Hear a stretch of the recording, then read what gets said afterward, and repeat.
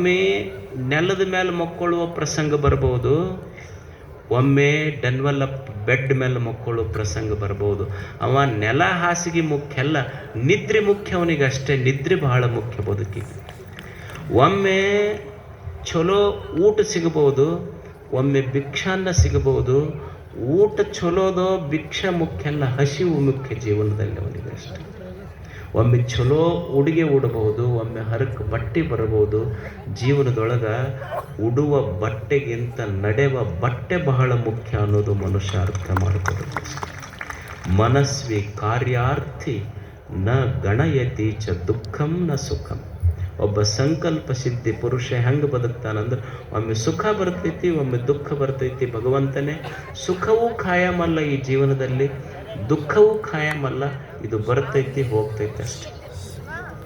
ಈ ಬರುವ ಒಮ್ಮೆ ಇದು ಜೀವನದ ಮೇಲೆ ಒಮ್ಮೆ ಸನ್ಮಾನಗಳು ಬರ್ತಾವೆ, ಒಮ್ಮೆ ಅಪಮಾನಗಳು, ಒಮ್ಮೆ ಕಷ್ಟಗಳು ಬರ್ತಾವೆ, ಒಮ್ಮೆ ಸಂತೋಷದ ಕ್ಷಣ ಬರ್ತೈತಿ. ಬರುವುದಿಲ್ಲೇನ ಕಷ್ಟದ ಕ್ಷಣ ಬಂದಿಲ್ಲೇನ ಜೀವನದೊಳಗೆ? ಎಷ್ಟು ಮಂದಿಗೆ ಬಂದಿಲ್ಲ ಹೇಳಿ? ಎಲ್ಲರ ಜೀವನದಲ್ಲಿ ಕಷ್ಟಗಳು ಬರ್ತಾವೆ. ನಾವು ದೇವರ ಗುಡಿಗೆ ಹೋಗಿ ಬೇಡ್ತೀವಿ ಭಗವಂತನೇ ನನ್ನ ಕಷ್ಟಗಳನ್ನು ಪಾರು ಮಾಡಪ್ಪ ಅಂತ. ಗುಡಿಯಾಗ ಇವ ಹೋಗಿ ದೇವರ ಗರ್ಭಗುಡಿ ಮುಂದೆ ನಿಂತು ದೇವರಿಗೆ ಬೇಡಿಕೊಂಡ, ಭಗವಂತನೇ ನನ್ನ ಕಷ್ಟಗಳನ್ನು ಪಾರು ಮಾಡಪ್ಪ, ಕಷ್ಟಗಳಿಂದ ಪಾರು ಮಾಡು ಅಂತ ಇವ ಬೇಡಿಕೊಂಡ. ಗುಡಿಯಾಗ ಗರ್ಭಗುಡಿಯಾಗ ಕುಂತು ಮೂರ್ತಿ ಅವನಿಗೆ ಹೇಳ್ತಿತ್ತು, ನಾನಾ ಉಳಿ ಏಟು ತಿಂದಿದ್ದಿಲ್ಲ ಅಂದ್ರೆ ಇವತ್ತು ನೀ ಬಂದು ನನ್ನ ಗುಡಿ ಮುಂದೆ ಕೈ ಮುಗಿತಿರ್ಲಿಲ್ಲ. ಕಷ್ಟಪಟ್ಟಿದ್ದಕ್ಕ ನಾ ದೇವರಾಗಿನಿ ಅಂತ ಗುಡಿಯಾಗಿನ ಕಲ್ಲು ದೇವರು ಹೇಳುತ್ತೆ. ಮನುಷ್ಯ ದೇವರಾಗಬೇಕಾದ್ರೆ ಕಷ್ಟಪಡಬೇಕಾಗ್ತದೆ.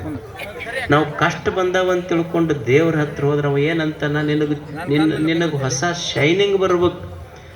ನಿನ್ನ ಜೀವನ ಹೆಂಗೆ ಬಂಗಾರ ಬೆಂಕಿಯಾಗಿಟ್ಟಾಗಿ ಇದು ಖರೆ ಬಂಗಾರ ಅಂತ ಗೊತ್ತಾಗ್ತೈತಿ. ನಿನಗೆ ಕಷ್ಟ ಎದಕ್ಕೆ ಕೊಟ್ಟೀನಿ ಅಂದ್ರೆ ನಿನ್ನ ಕೆಪಾಸಿಟಿ ಗೊತ್ತಾಗಲಿ ಅಂತ ಕಷ್ಟ ಕೊಟ್ಟೀನಿ ಅಂತ ದೇವ್ರು ಹೇಳ್ತಾನದು ಅಷ್ಟೆ. ಒಂದು ಕಷ್ಟ ಬಂದೈತಿ ಅಂದ್ರೆ ನಮಗದೊಂದು ಟೆಸ್ಟಿಂಗ್ ಕೆಪಾಸಿಟಿ ಅಷ್ಟೆ. ನಾವೇನರ ಸ್ವಲ್ಪ ಹೆಚ್ಚು ಕಡಿಮೆ ಆದ ಕೂಡಲೇ ದೇವ್ರ ಹತ್ರ ಹೋಗ್ತೀವಿ.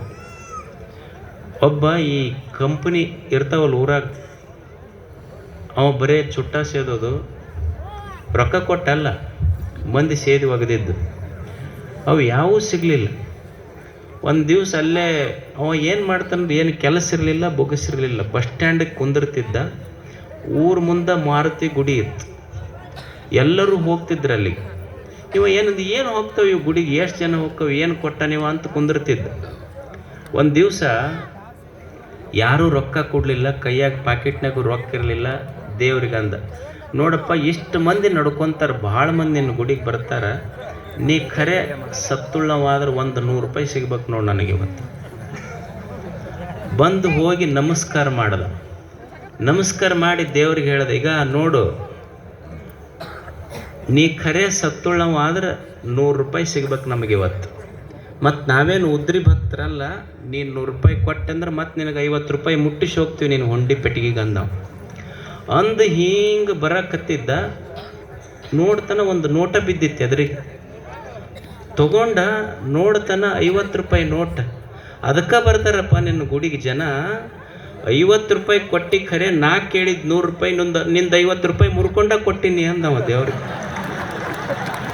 ಇವ್ರು ಮಂದಿಗೆ ಟೊಪ್ಪಿಗೆ ಹಾಕವ್ರಲ್ಲ, ದೇವ್ರಿಗೆ ಟೊಪ್ಪಿಗೆ ಹಾಕವ್ರಿ ಇವ್ರೆಲ್ಲ. ಅದಕ್ಕೆ ಅವ ಮಾರುತಿ ನೀವು ಹೋದಾಗ ಈ ಕಡೆ ಹೊಳ್ಳಿ ಕುಂತ ನಿಮ್ಮನ್ನೆಂದೂ ನೋಡಕ್ಕೆ ಹೋಗೋದಿಲ್ಲ ನಾವು ಕಷ್ಟ ಬಂದಾಗ ದೇವ್ರ ಗುಡಿಗೆ ಹೋಗಿದ್ದು ಬೇಡ ಕಷ್ಟ.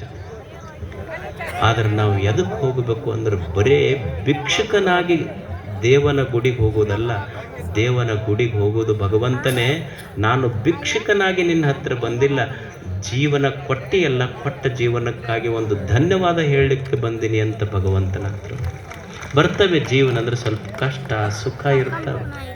ಒಮ್ಮೆ ಮಾನ ಅಪಮಾನಗಳು ಬರ್ತಾವ, ಸನ್ಮಾನಗಳಾಗ್ತಾವ, ಅಪಮಾನಗಳು ಬರ್ತಾವ.